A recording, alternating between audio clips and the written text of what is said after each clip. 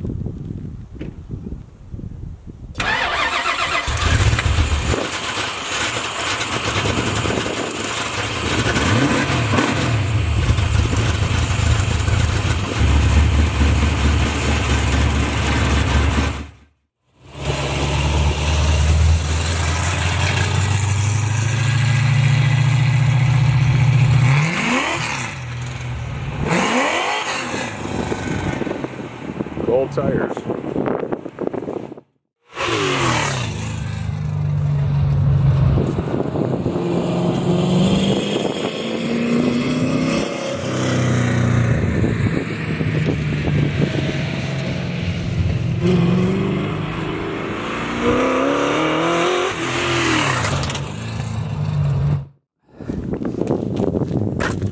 Alright, got a couple of just warm-up laps going in.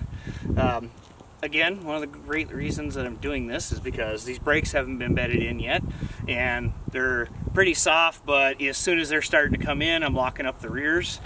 So I'm going to back my bias adjuster all the way off to start here, and I'll show you in a second that that's because right now I've got about 3/4 of the rears touching and coming in, and I've got almost nothing on the front still.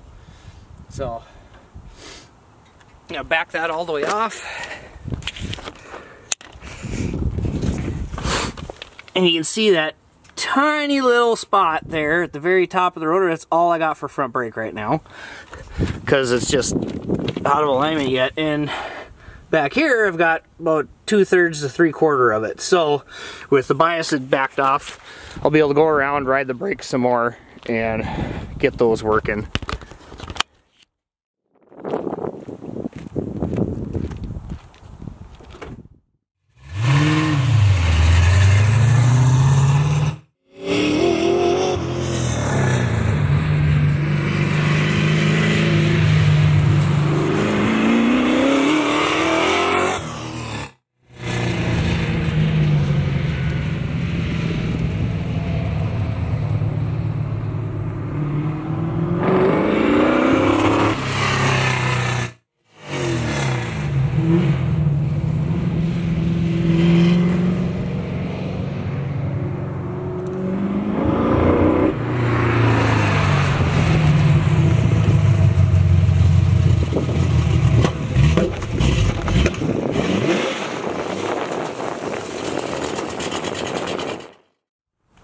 sound that good? No, it's... So it just started doing that too, huh? Yep. Yeah. Yeah, which, I mean, granted, I don't know where the hell the tune's at. It's never been driven in this car yet. Sure. Yeah, because you got EFI and all that, right? Huh? Yeah, you got an EFI on it. Yep. Yeah. It was fine, but I also wired up this oil pressure sensor to cut timing, and it was showing a negative number there. Yeah, I wonder if that would do it. Like, I suppose it would, right? If the pressure's reading wrong, or yeah. Well, yeah. Maybe I got the cutout at the wrong spot. Sure. Well, recording. I'll check on the kiddo. Alright, the brake pads are coming in a little bit. I mean, with that little bit of running around, I could tell that I already needed to start adding some rear bias back in. I'm gaining a little bit, so it's kind of slow on how much extra pad I'm gaining, but again, it'll get better with as more laps I do, so I'm going to put a little bit of rear bias back in it. I think my idle is now set up a little too high. You know, I turned it up for the cold start there because I haven't had a chance to do hardly any tuning to this thing. So I got to turn that back down.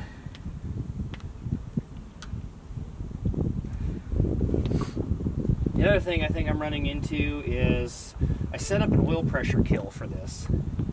And I don't remember what I set it to. I might have set it for 30 psi or 25.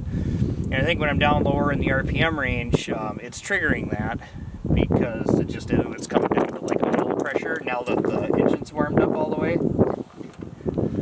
So I might have to readjust that here. And I mean, the reason I set up that safety was because with the dry sump, if I pop a belt, I want to at least attempt to save the motor by not keeping it going, you know, wide open throttle or something when it loses oil pressure. So it should pull 30 degrees of timing out immediately, which should really tell me something's wrong and be able to cut her off. But we'll see if the idle's going to improve here at all since it was high, and maybe I'll be able to check that kill for the timing or for the oil pressure.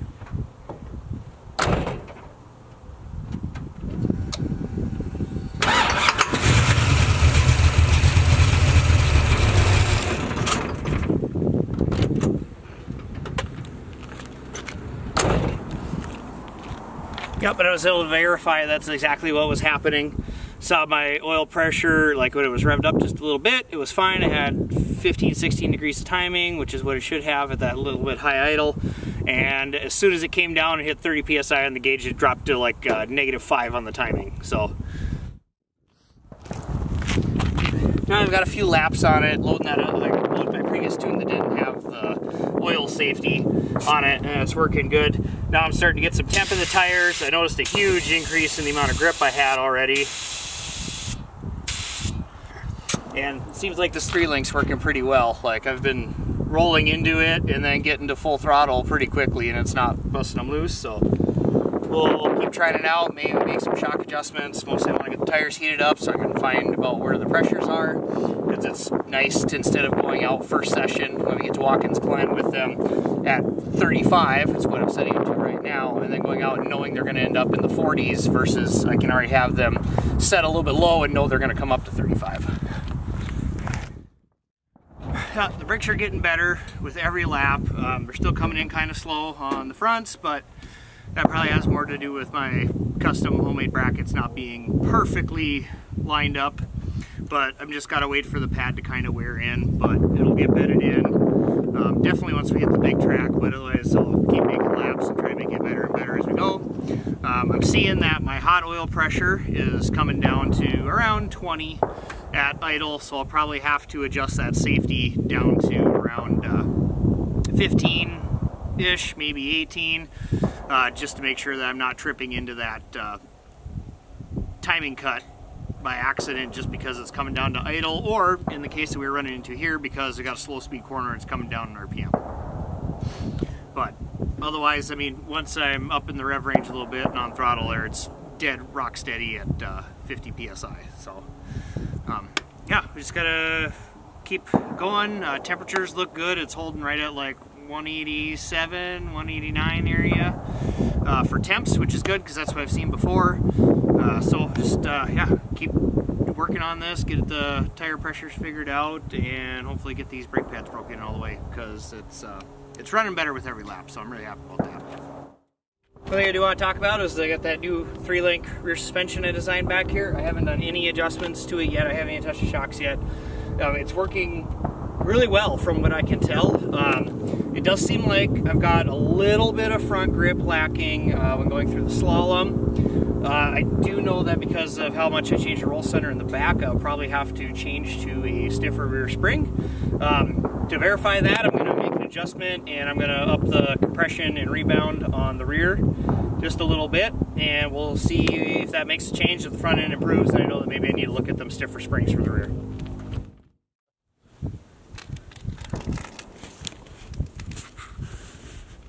Damn cones! Well, now I don't have to give a shit about the rest of it. Right. It's over.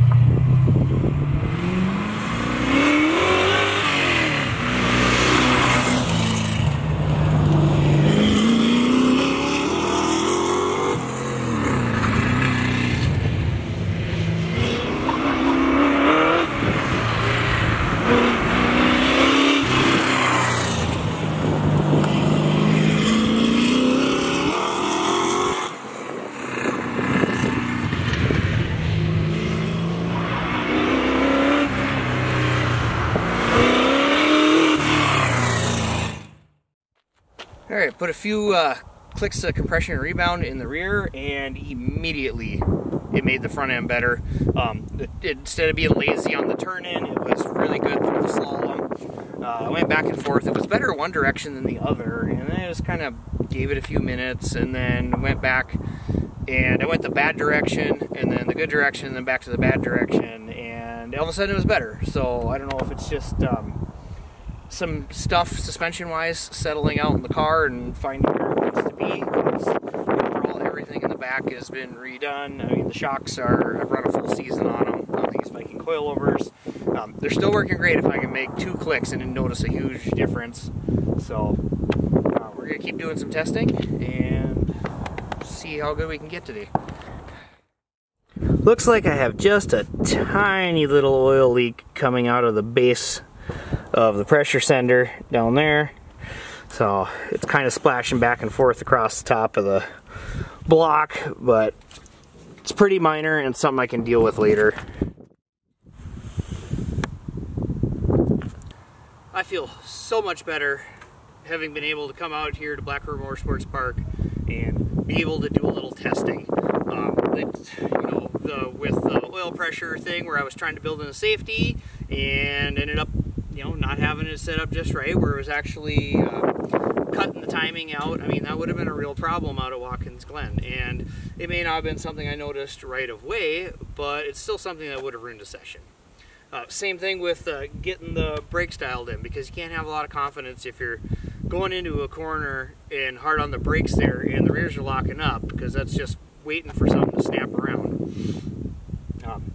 I really didn't know what this 3-link rear suspension was going to do. I was hopeful that it was going to add more traction to the rear. I do believe that it's doing that. It's just really kind of hard to tell because I've got so much more power with the new engine now, to the tune of around 100 horsepower and another 1,000 RPM on the top end.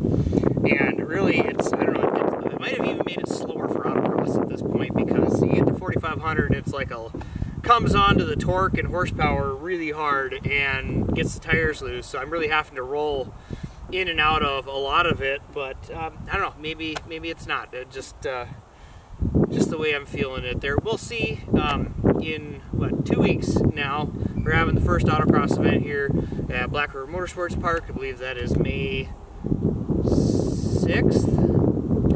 And that'll be the first one for 2023. I'll be back up here for that, and we'll see how it actually does in autocross and whether or not I made it better or worse. I will look at changing the rear springs and going from the 250 pound per inch that are in there to 300s I have. That might probably something I'm going to give a shot out at Watkins Glen.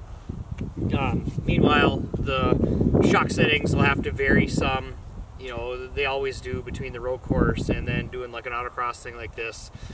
Autocross, especially a rough parking lot or a surface like this where it's got some bumps and camber and different stuff like that, this car really favors a soft setup for that versus on the road course.